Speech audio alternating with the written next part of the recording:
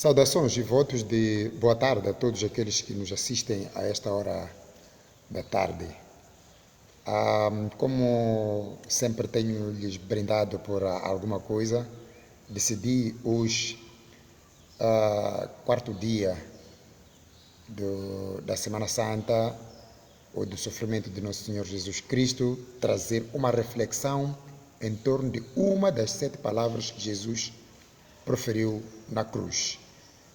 E esta palavra é extraída no Evangelho segundo Lucas, capítulo 23, versículos 43. Oremos. Nosso Deus e nosso Pai, graça te damos por esta oportunidade que o Senhor nos concede de compartilhar a Tua palavra com os Teus irmãos, com os nossos irmãos, através desta plataforma pública Facebook, onde hoje nos reservamos a fazer uma abordagem em torno da Tua palavra. Em verdade te digo, hoje estarás comigo no paraíso. Permita-nos, ó Deus Pai, que ao abordar a Sua palavra, seja para a honra e glória do Seu santo nome. Em nome de nosso Senhor Jesus oramos. Amém. Como dizia, que o nosso texto será, ou a nossa reflexão, basear-se no texto a ser extraído no Evangelho de Lucas, capítulos 23, 43. Passo a ler. Em verdade te digo, hoje estarás comigo no paraíso. Quem é que não gostaria que Jesus agora dissesse para ele, em verdade te digo, tu estarás comigo no paraíso? A expectativa de cada um de nós é de um dia ouvirmos a palavra de Jesus convidando-nos para estar com Ele e desfrutarmos da glória do reino de Deus. E é justamente por causa disso mesmo que eu trago este texto para refletirmos em torno dele.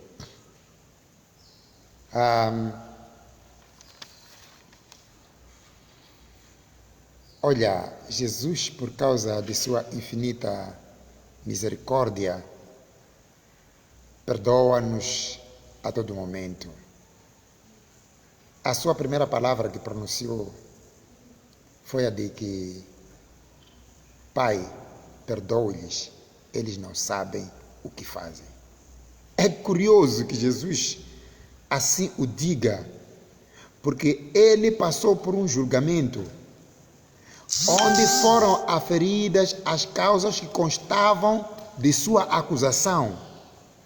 Foi julgado e foi condenado, o que de alguma forma pode se entender como sendo um ato premeditado a condenação de Jesus, porque foi orquestrada, foi pensada e foi efetivamente realizada.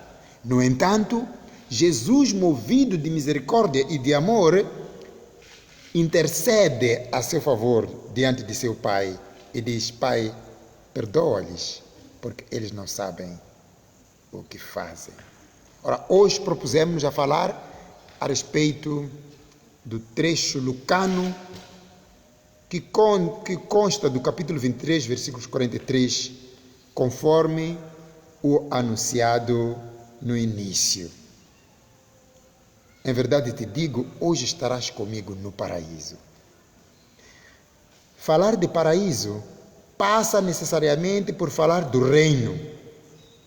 E para melhor compreendermos a declaração de Jesus, passemos então a compreender à luz daquilo que é o conceito da palavra reino. O reino de Deus, em grego, basileia, theo, designa um governo, o domínio em que Deus é por soberano ou governante. Segundo o Gênesis, os primeiros humanos rebelaram-se deliberadamente contra a soberania de Deus. Por isso, eles foram expulsos do jardim do Éden, conforme Gênesis 3. No judaísmo, o reino de Deus é frequentemente referido no Tanakh E o conceito está muito ligado à crença judaica de que Javé Deus iria restaurar a nação de Israel. O reino de Deus é frequentemente referido no Tanakh e este conceito está muito ligado à crença judaica. Também, Tanakh Javé é apresentado como o verdadeiro rei de Israel, sobretudo a partir da monarquia, quando são ungidos reis para governarem o povo em nome de Javé. Neste caso, o reino de Deus é mais um reino material com características políticas, ou seja, um reino deste mundo assemelhando-se a uma monarquia teocrática. Todavia, depois do exílio na Babilônia, o conceito de reino de Deus foi espiritualizado, passando o culto de Javé a ser predominantemente religioso e universal. Em verdade te digo, hoje estarás comigo no paraíso. Quem chama a Jesus para que se lembre dele no paraíso? Quem chama a atenção a Jesus no momento de agonia, no momento de dor?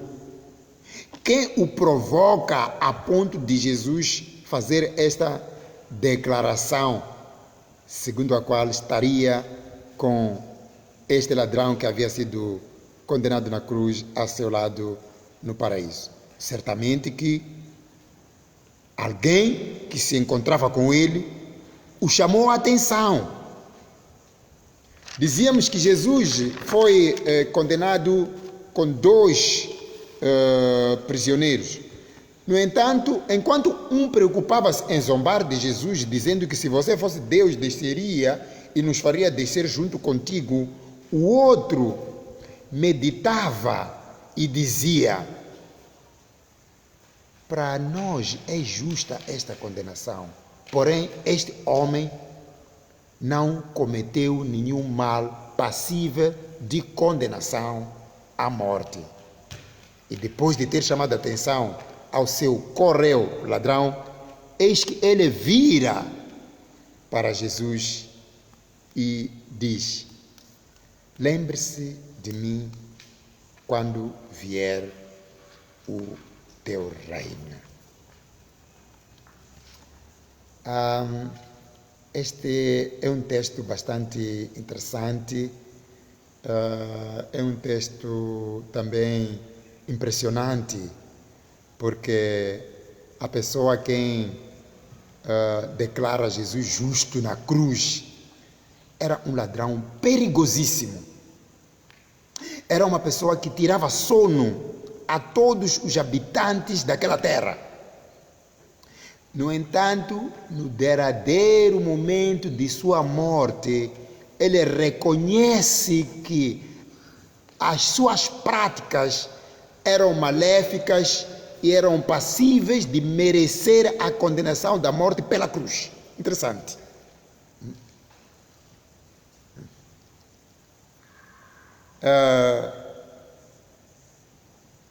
É interessante isto, ouvir que algum ladrão alguma vez já reconheceu o seu pecado e que, por via disso, mesmo estando diante de um juiz ou diante do cumprimento de uma condenação, também pode justificar ou defender a outros em razão do seu envolvimento na prática pela qual são condenados não ser, portanto, clara ou real.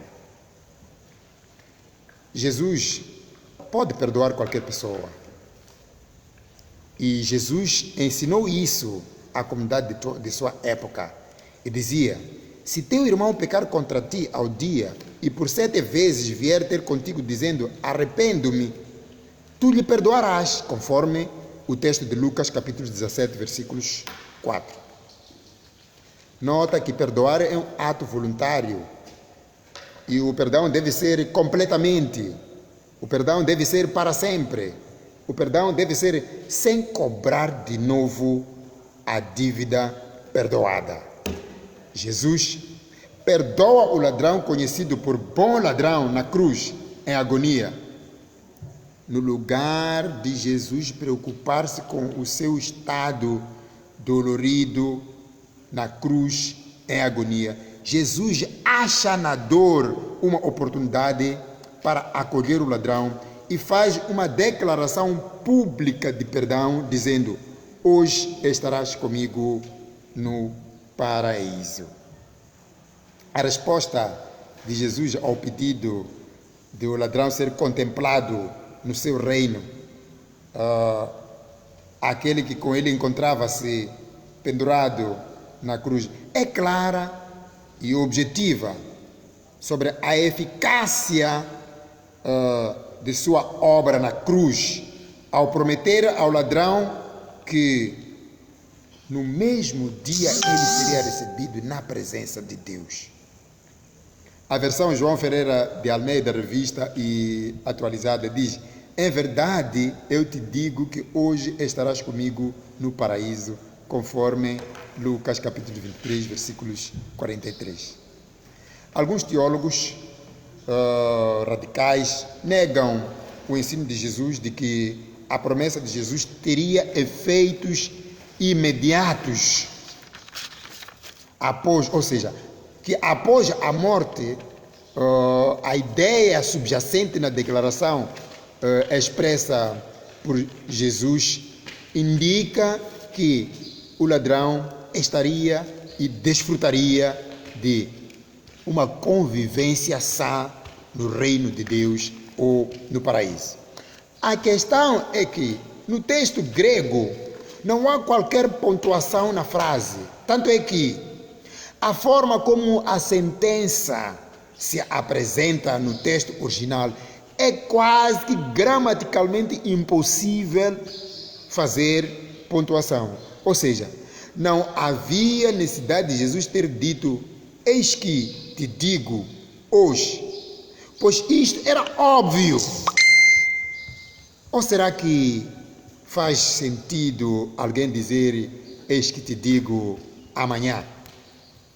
É claro que o hoje é completamente desnecessário. Por outro lado, lembrar que Jesus estava respondendo a um pedido direto do bom ladrão, expresso no sentido de que quero entrar no teu reino.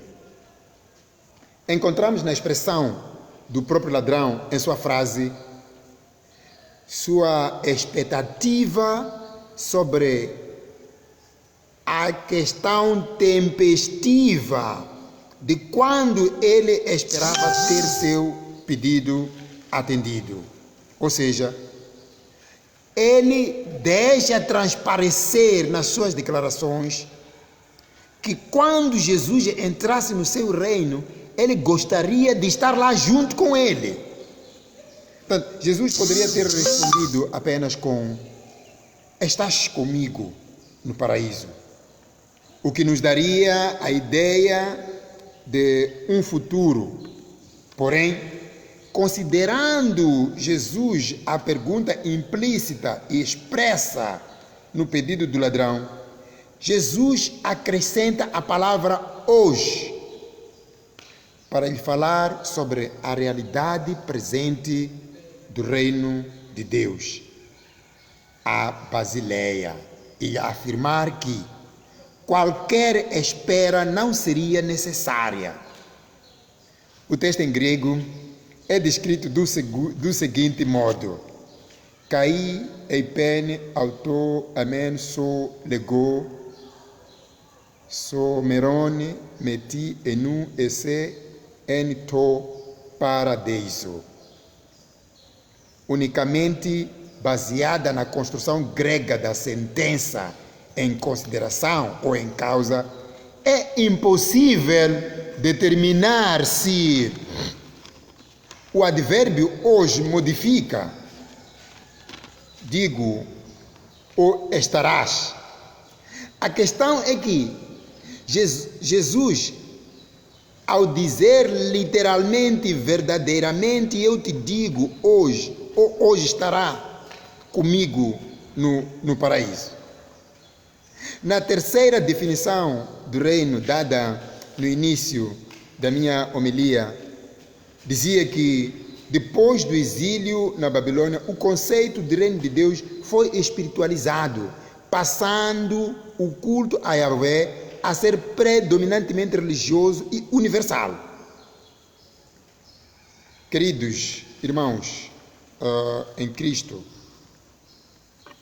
e queridos meus seguidores da plataforma Facebook, o que acontece entre Jesus, ou o perdão que Jesus administra ao ladrão, é algo já profetizado faz muito tempo, ainda que não seja de forma direta.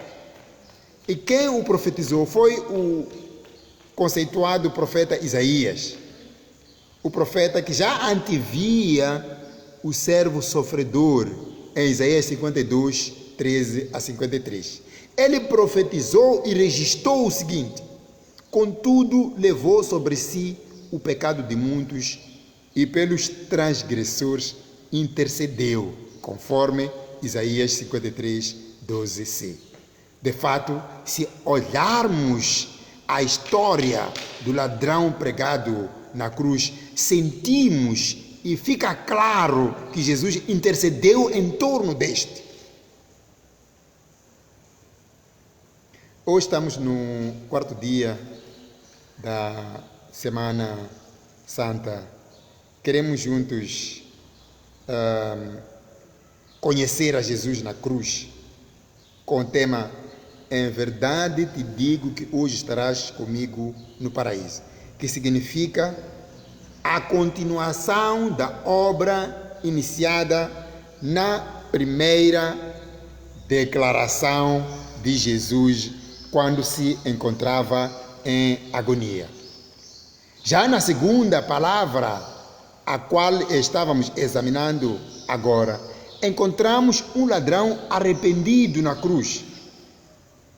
E podemos, sem dúvida e de forma inequívoca, afirmar que, enquanto Jesus suplicava em prol dos que o haviam crucificado, este ato em si, de alguma forma, serviu como uma boa nova para este ladrão, a ponto dele se converter e aceitar a Jesus e o seu reino.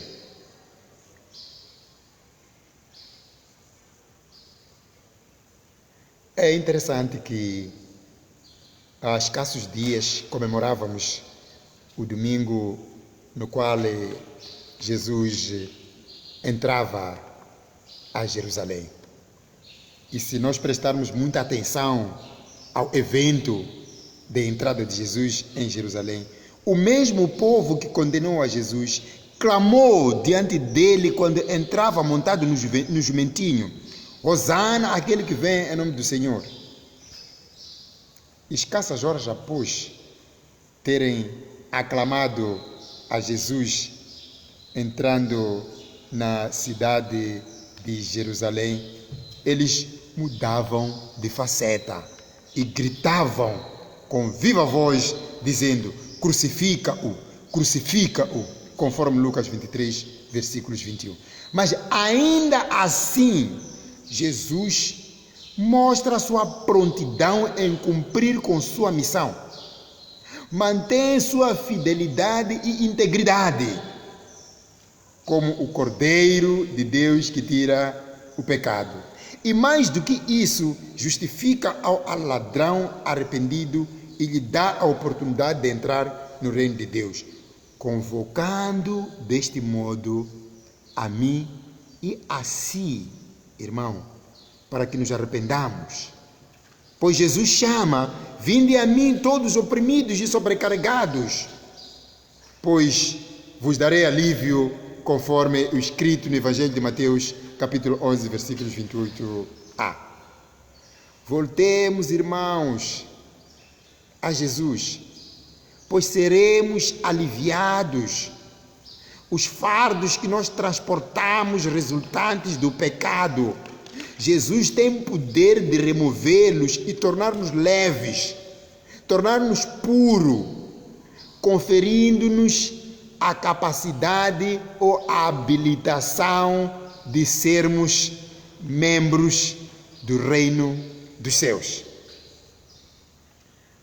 Se nós percebermos isso, seremos como aquele ladrão que foi justificado no derradeiro momento de sua morte, ganhando a recompensa de habilitar-se ao estatuto de cidadão do reino.